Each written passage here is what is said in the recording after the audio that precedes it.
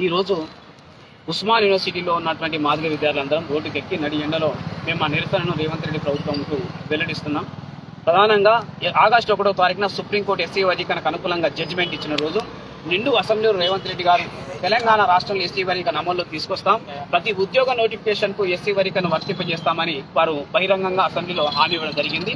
ఆ హామీ ప్రకారం తెలంగాణ రాష్ట్రంలో వర్గీకరణ వచ్చేంత వరకు, వర్గీకరణ చట్టాన్ని తీసుకొచ్చేంత వరకు ఎలాంటి ఉద్యోగ నియామకాలు చేపట్టరాదని మేము మందకృష్ణ మాదిగ గారి పిలుపు మేరకు తెలంగాణ రాష్ట్ర వ్యాప్తంగా మేము దీక్షలను కొనసాగిస్తున్నాం. ఆ దీక్షలో భాగంగా ఉస్మానియా యూనివర్సిటీలో మా మాదిగ విద్యార్థులు దీక్షలు చేపడుతుంటే ఆ దీక్షలను పోలీసుల ద్వారా అప్రజాస్వామికంగా రేవంత్ రెడ్డి ప్రభుత్వం అరెస్ట్ చేయించింది. అలాగే మేము శాంతియుతంగా ప్రజాస్వామ్యబద్ధంగా ఏర్పాటు చేసుకున్నటువంటి దీక్షా శిబిరాన్ని అక్రమంగా రేవంత్ రెడ్డి ప్రభుత్వం తొలగించింది. దీంతో పాటు మేము ఇందిరా పార్క్ వద్ద నిరాహార దీక్ష చేపడతామని ప్రభుత్వానికి అనుమతి కోరితే ఆ అనుమతిని కూడా తిరస్కరించింది. మరి ఇందిరా పార్క్ ధర్నా చౌక్ కేంద్రంలో అక్కడ అనుమతి నిరాకరించడం జరిగింది. ఉస్మానియా యూనివర్సిటీలో ఉస్మానియాలో చదువుకుంటున్న మాదిగ విద్యార్థులు దీక్షలు చేస్తే ఆ దీక్ష శిబిరాన్ని కూడా తొలగించడం జరిగింది. ఇది పూర్తిగా అప్రజాస్వామికమైన చర్య, ఇది పూర్తిగా నియంత్రిత నిరంకుశమైన చర్య. ఈ చర్యను మేము వ్యతిరేకిస్తూ ఈ రోజు నడి ఎండలో మా నిరసన ప్రదర్శన మేము వ్యక్తం చేయడం జరుగుతున్నది. ముఖ్యంగా రేవంత్ రెడ్డి ప్రజాస్వామిక పరిపాలన అందిస్తానని ఆయన ముఖ్యమంత్రిగా ప్రమాణ స్వీకారం చేసే రోజు మాట ఇవ్వడం జరిగింది. మరి మాదిగ విద్యార్థులను అక్రమంగా అరెస్టు చేయడమే ప్రజాపాలన, లేదా మాదిగ విద్యార్థులు వేసుకుంటున్నటువంటి టెంట్ను దీక్షా శిబిరాన్ని తొలగించడమే ప్రజా పరిపాలన అయిద్దా, లేదా దీక్షా శిబిరం ఇందిరా పార్క్ వద్ద ఉన్నటువంటి సెంటర్ లో మేము దీక్ష చేయడానికి అనుమతి కోరితే ఆ అనుమతి నిరాకరించడమే ప్రజాస్వామ్యం అవుతుందా?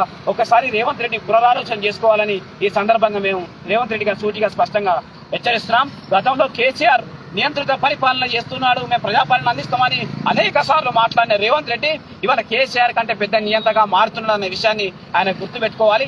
నిజంగా మేము మాట్లాడుతున్నది ఏంటి? ఆయన అసెంబ్లీకి ఇచ్చిన మాటనే నిలబెట్టుకోమంటున్నాం, ఆయన అసెంబ్లీ ఇచ్చిన మాటనే అమల్లో తీసుకురామంటున్నాం. దానికి రేవంత్ రెడ్డి ఎందుకు భయపడుతున్నాడో, మా దీక్షా శిబిరాలను ఎందుకు విచ్ఛిన్నం చేయాలని కుట్ర చేస్తున్నాడో సమాధానం చెప్పాలని మేము డిమాండ్ చేస్తున్నాం. అంటే మీరు ఏదైతే కోరుతున్నారో, మీరు కోరుతున్నట్టుగా రిజర్వేషన్ల చట్టం తెచ్చేంత వరకు ఉద్యోగాల భర్తీ ఆపాలంటే మిగతా అభ్యర్థులకు మిగతా వరకు అన్యాయం జరుగుతుంది కదా. మా పోరాటం ఈ ఉద్యోగాలు కోరుకుంటున్నట్టు నిరుద్యోగులకు వ్యతిరేకమైన పోరాటం కాదు. ఇవాళ నిజంగా ఆ నిరుద్యోగులకు ఏదైనా అన్యాయం జరిగితే దాని పూర్తి బాధ్యత రేవంత్ రెడ్డిదే తప్ప మాదిగ జాతికి కాదనే విషయాన్ని ప్రతి నిరుద్యోగ సోదరుడు గుర్తించాలని మేము కోరుతున్నాం. గతంలో ఉద్యోగాలకు సంబంధించిన నోటిఫికేషన్ల విషయంలో నిరుద్యోగులకు అండగా మందకృష్ణ మాదిగ నాయకత్వంలో ఎంఆర్పీఎస్ అనేక పోరాటాలు చేసింది. ఇదే ఉస్మానియా యూనివర్సిటీ వేదికగా ఎంఎస్ఎఫ్ ఆధ్వర్యంలో అనేక పోరాటాలు నిరుద్యోగులకు అండగా మేము పోరాటం చేయడం జరిగింది. ఇప్పుడు ఎస్సీ వర్గీకరణ ఆ చట్టం ఎప్పుడు తీసుకొస్తా అని చెప్పింది రేవంత్ రెడ్డి? మొన్న 12వ తారీఖు తీసుకొస్తా అన్నాడు, నిన్న 17వ తారీఖు తీసుకొస్తా అన్నాడు. అంటే ఇంకో 5 రోజుల సమయం ఉంది. ఈ 5 రోజులలో వర్గీకరణ చట్టం రాబోతున్న సమయంలో ఇంత తొందరగా ఉద్యోగ నోటిఫికేషన్ల ఫలితాలు విడుదల చేయడంలో ఆంతర్యం ఏమున్నది? రేవంత్ రెడ్డి సమాధానం చెప్పాలి.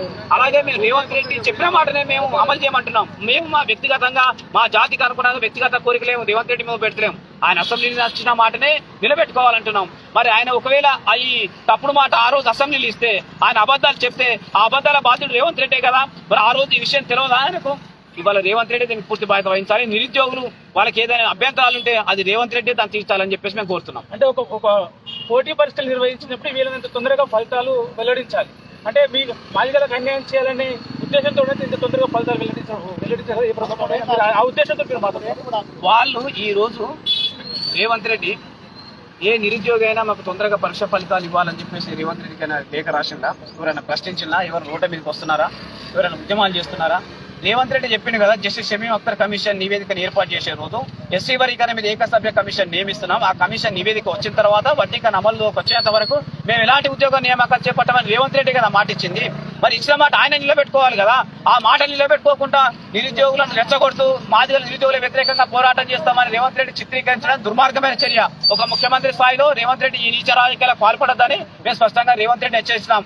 దమ్ముంటే నిరుద్యోగుల న్యాయం చేయి, ఆ నిరుద్యోగులు అత్యధిక జనాభా మాదిలకు న్యాయం చేయి. మాదిలతో పాటు అన్ని వర్గాల నిరుద్యోగులకు న్యాయం జరగాలని మాదిగ జాతి కోరుతున్నది. కానీ రేవంత్ రెడ్డి మాదిలకు అన్యాయం చేసి మాలను లాభం చేసి మిగతా నిరుద్యోగులకు అన్యాయం చేయాలని కుట్ర చేస్తున్నాడు. ఈ కుట్రను మాదిగ జాతి పచ్చికట్టింది. రేవంత్ రెడ్డి అందరికి న్యాయం చేసే విధంగా నిర్ణయం తీసుకో. వర్గీకరణ జరిగేంత వరకు ఎలాంటి ఉద్యోగ నియామకాలు చేపట్టద్దని మేము కోరుతున్నాం. వీరంత త్వరగా వర్గీకరణ చట్టాన్ని తీసుకురావాలని మేము డిమాండ్ చేస్తున్నాం.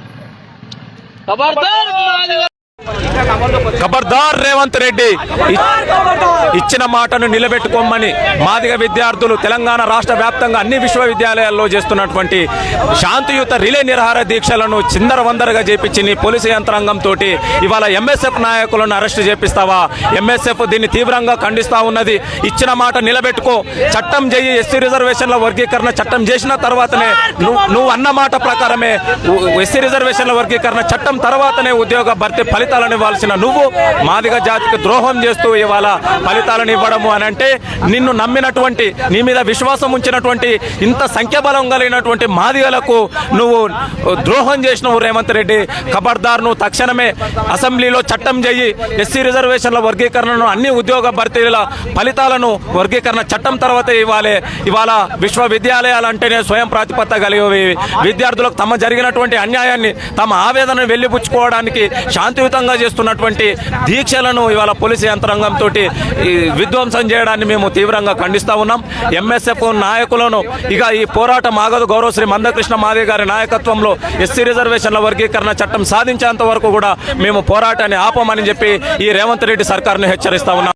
డిమాండ్ తెలిపేటటువంటి హక్కు ఉంది, న్యాయం కోసం ఉద్యమించేటటువంటి హక్కు ఉన్నది. న్యాయం కోసం ఉద్యమిస్తున్నటువంటి తరుణం లోపల ఇవాళ విద్యార్థులను అక్రమంగా అరెస్టు చేయడాన్ని తీవ్రంగా ఖండిస్తూ ఇటువంటి చర్యలు మళ్ళీ పునరావృతమైతే ఈ విద్యార్థి లోకం ఇప్పటికే అనేక ప్రజా ఉద్యమాలు నిర్మించి అనేక ప్రభుత్వాలని సమాధి కట్టింది, అనేక ప్రజా నాయకులను తయారు చేసి ఉధృతమైన ఉద్యమాలు నడిపిన చరిత్ర విద్యార్థి లోకానికి ఉన్నది. అట్లాంటి విద్యార్థి లోకంతో పెట్టుకోవద్దని, విద్యార్థుల ఆగ్రహం మంచిది కాదనే విషయాన్ని ఈ ప్రభుత్వం గుర్తించాలని కోరుకుంటూ మందాకృష్ణ మాదిగ గారి నాయకత్వంలో సాగుతున్నటువంటి ఈ ప్రజా ఉద్యమంలో సామాజిక శక్తులన్నీ తుదికంట కొనసాగుతాయని మరొక్కసారి కూడా ప్రతిబింబిస్తూ విద్యార్థులకు అండగా నిలబడ్డ ప్రతి ఒక్కరికి కూడా జై భీములు తెలియజేస్తా ఉన్నాను. Thank you very much.